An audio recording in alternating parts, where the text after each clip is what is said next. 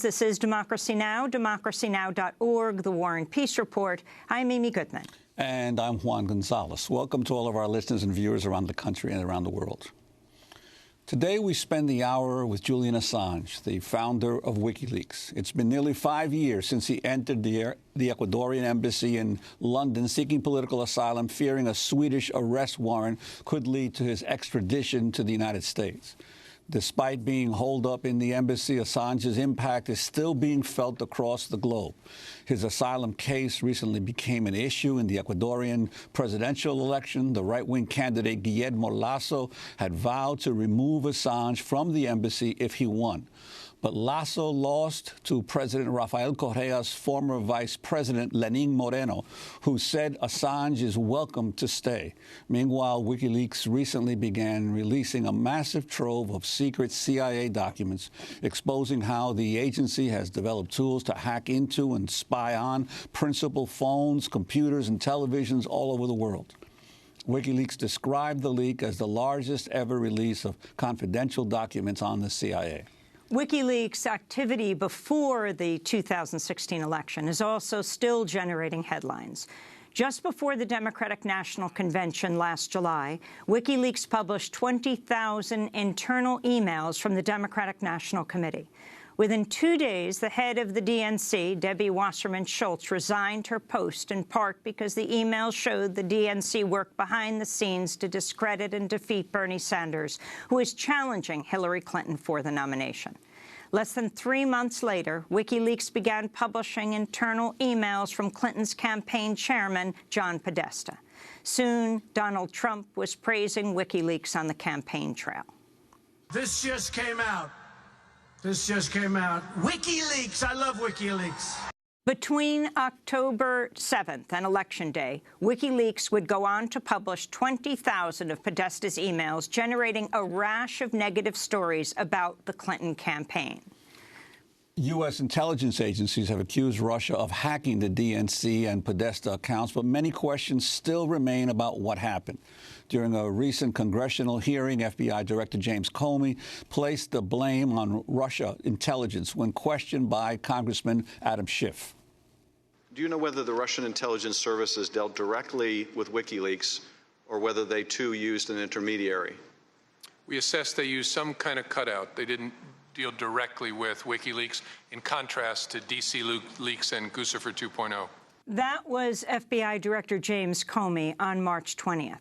Well, joining us now from the Ecuadorian Embassy in London is Julian Assange, the founder of WikiLeaks. Julian, welcome back to Democracy Now!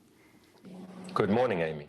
Did Russia leak the documents, either the DNC documents or the John Podesta emails, to WikiLeaks? We have said quite clearly that our source is not a member of any state, including the Russian government. Now, if you look at these statements by James Comey, James Clapper, going back a couple of months, statements by Barack Obama, they all are harmonious with our description. Now, what the U.S. investigation by James Comey seems to be trying to say, at least in public, is that they perceived that there was some Russian hacking, or at least some hacking from somewhere, of the DNC, other institutions of the United States. In fact, the allegations are that several thousands of people were hacked in those operations. But how do you know? How do you know it's not Russia? How do you know it's not a state actor? Since you usually say you don't know who gives you documents. We look very closely at our publications. We tend to come to a good understanding of them, and so we're not willing to go into details about our source because it might describe the sort of person they are, the sort of jurisdiction that they're in, which could put them at risk. But we have said clearly that our source is not a member of a Russian state, and even the US government is not suggesting that our source is a member of a Russian state. And what appears to be going on is that there have been observations of hacking of thousands of people, or attempted hacking of thousands of people. That's quite normal in intelligence gathering activity before an election. Presumably that's being carried out by many states. I would be surprised if that doesn't include Russia. And over here, there's the publications of WikiLeaks. And what there isn't is something in between the middle. So there's an allegation that, well, if there's been hacking here and there's publication over here, then these must be directly, causally, intentionally related. But so far, there's no evidence for that. Julian, I want to turn to a Democratic Congressman, Adam Schiff, speaking at a hearing of the House Intelligence Committee last month. Later in July and after the convention, the first stolen emails detrimental to Hillary Clinton appear on WikiLeaks. A hacker who goes by the moniker Guccifer2 claims responsibility for hacking the DNC and giving the documents to WikiLeaks. But leading private cybersecurity firms, including CrowdStrike, Mandiant, and ThreatConnect, review the evidence of the hack and conclude with high certainty that it was the work of APT-28 and APT-29, who are known to be Russian intelligence services. The U.S. intelligence community also later confirms that the documents were in fact stolen by Russian intelligence, and Guccifer2 acted as a front.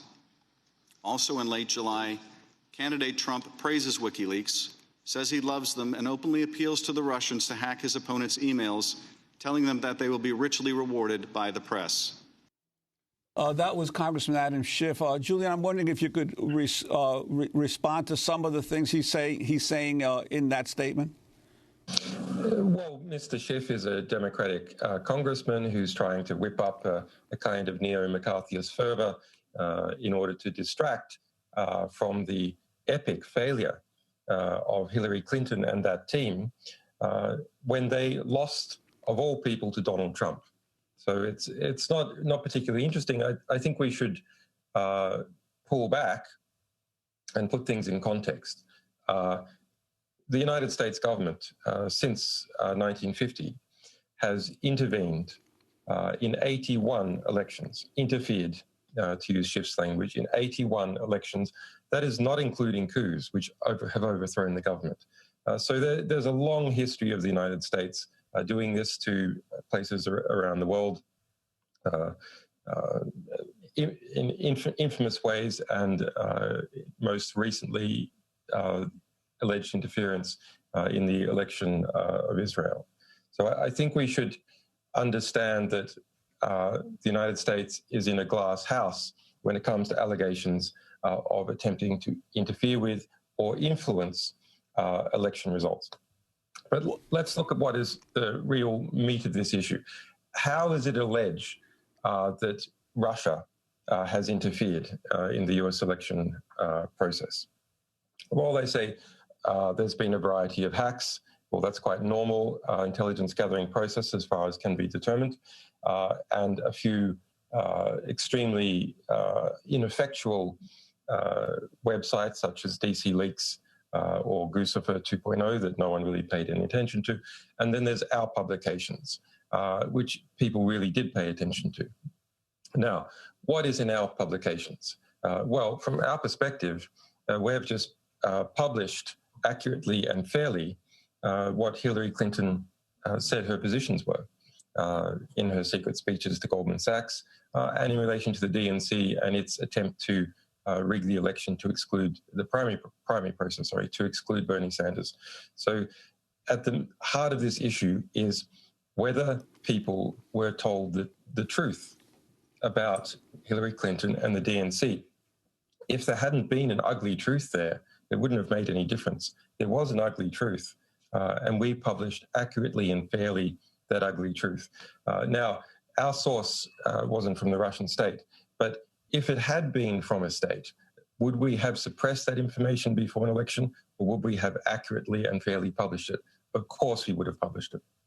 Well, but Julian, I wanted to ask you, in relation to what you said, we've had other guests on, for instance, Scott Horton, who said, yes, you're absolutely right. The United States has been involved in seeking to destabilize governments and overthrow governments all over the world. But Horton said that there's a difference between what Russia attempted to do and whether anyone in the Trump administration colluded with Russia or helped or cooperated or had conversations with the Russians as they were seeking to destabilize the U.S. elections. And Scott Horton says that would be definitely a problematic issue for Trump. I'm wondering your thoughts about that. I would agree. That would be interesting and unusual. I don't think it's true. I think it is interesting that early on that Trump and people around him took a position of rapprochement towards Russia, a very strong position of rapprochement towards Russia, and not a classically Republican position. I think that is interesting. It is somewhat compatible with Trump's statements going back a very long time. But I would be surprised if that turns out to be significant. Why do I say that? Trump had very little business success in Russia. He hasn't managed to build a hotel in Russia. He hasn't gotten any, as far as can be determined, any good deals in Russia. And when you see him making statements during the election campaign on the stage, hey, Russia, if you've got those emails, give them to the press, they'll be very pleased about it. When you see statements like that, this is not the sort of statement that you make if you already have a communications channel and you're already engaged in an active conspiracy. For people like Paul Manafort, that's someone who's perfectly capable of engaging in let's say, dodgy activities. They have a long history of working for various parties in different ways. Have they asked for support through Paul Manafort? Maybe. But if you're looking at the top level involving Trump, what I see is a great weakness in an ability to get anything concretely done in Russia. You know, while Trump may or may not have investments in Russia, it's very clear the oligarchs in Russia have bailed him out to the tune of tens of millions of dollars, if not more, in the United States when he was building buildings, having gone bankrupt many times, hard to get a line of credit in places like just right near Democracy Now!, Trump Soho, a major building project downtown Manhattan. But I wanted to turn back to Democratic Congressman Adam Schiff speaking at a hearing of the House Intelligence Committee last month. On August 8th, Roger Stone, a longtime Trump political advisor and self-proclaimed political dirty trickster, boasts in a speech that he has communicated with Assange and that more documents would be coming, including an October surprise. In the middle of August, he also communicates with a Russian cutout, Guccifer II, and authors a Breitbart piece denying Guccifer's links to Russian intelligence. Then later in August, Stone does something truly remarkable when he predicts that John Podesta's personal emails will soon be published. Trust me, he says, it will soon be Podesta's time in the barrel, #CrookedHillary. In the weeks that follow, Stone shows a remarkable prescience. I have total confidence that WikiLeaks and my hero, Julian Assange, will educate the American people soon, he says, #LockHerUp. Payload coming, he predicts, and 2 days later, it does. WikiLeaks releases its first batch of Podesta emails. The release of John Podesta's emails would then continue on a daily basis up until the election. And this is Trump advisor Roger Stone speaking on August 8th. With regard to the October surprise, what would be your forecast on that, given what Julian Assange has intimated he's going to do? Well, it could be any number of things. I actually have communicated with Assange. I believe the next tranche of his documents pertain to the Clinton Foundation, but there's no telling what the October surprise may be. That was Roger Stone speaking August 8th in Broward County, Florida. If you could respond to the substance of what they're saying, Julian, and explain what is your relationship with Roger Stone? Well, I don't want to be an apologist for these people, but really party politics in the United States is something that everyone has to get away from. This creation of two polarities by different elites that then suck up all the political energy in the country. Well, we can talk a little bit later about what's happened to the Trump administration and this fascinating process that we've been seeing about how many days does it take for the security sector to digest the president. Something like 75 appears to be the answer. Okay, Roger Stone, I've never communicated with the guy. He's never communicated with me, other than very recently to say, what are you doing, saying that we have communicated? Please explain, because as far as all our records are concerned, we haven't. He has simply brilliantly inserted himself into this equation. Now, remember, Stone was pushed out in 2015 from the Trump campaign. When WikiLeaks was engaged in its publications exposing interference in the primary process at the DNC, that was the biggest thing on the political radar for that time period. And so Stone, having nowhere to be, decided to suggest that he had communications with us. But let's look at his predictions. He predicted that our publications were going to be about the Clinton Foundation. He was wrong. All his other predictions, where they're accurate, are statements that we made in public. We said we had information about Hillary Clinton, that we were going to publish it, etc. So when you hear Adam Schiff saying, oh, that Roger Stone said that there's that WikiLeaks publications are coming, I was saying on TV interviews that we had publications that were coming that were about Hillary Clinton. So Stone predicted that we were going to publish on October 4. We didn't publish on October 4. That was our 10-year anniversary, etc. Literally, there's no predictions that he has made in relation to us that have come true that have not been public. So I think, you have to admire the chutzpah of how he has played on democratic desires to see a connection and has exploited that in order to sell his books and in order to gain prominence. I mean, it's very impressive.